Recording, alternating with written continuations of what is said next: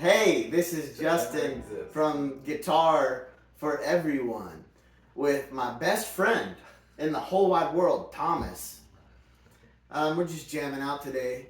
As you heard, you may have noticed that we were playing a little melody here. So he was playing a G chord, to a C chord, to a D chord.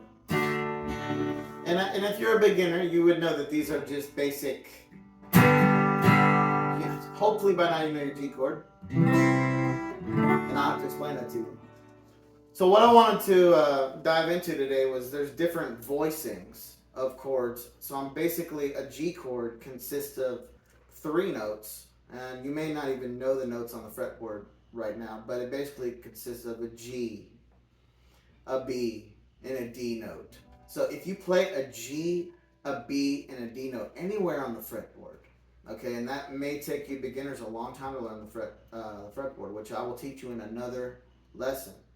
But basically what I did was I found a G note here. I know this string here is a G note on the 12th fret because it's an octave.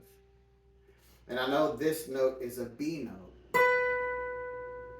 And I know this note is a D note. So I know those 3 notes make up a G chord. So when he's doing this G chord, I can do a G chord here, okay, on the neck, where I put my first finger on the 10th fret of the 1st string. I put my pinky on the 12th fret of the 2nd string, and I put my 3rd finger on the 12th fret of the 3rd string. So,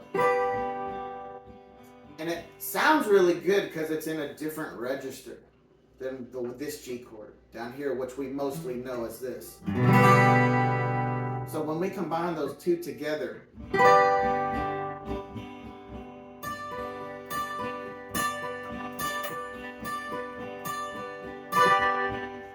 when we do that together, it's gonna sound super good. Because, for example, if you do your G chord like this, if we're doing the same G chord, it sounds like one chord. It's not going to sound like 2 people playing together.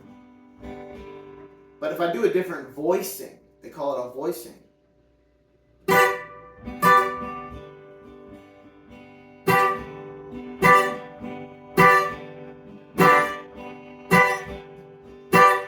You're going to sound like you're playing with someone. You're going to sound like you're in a band.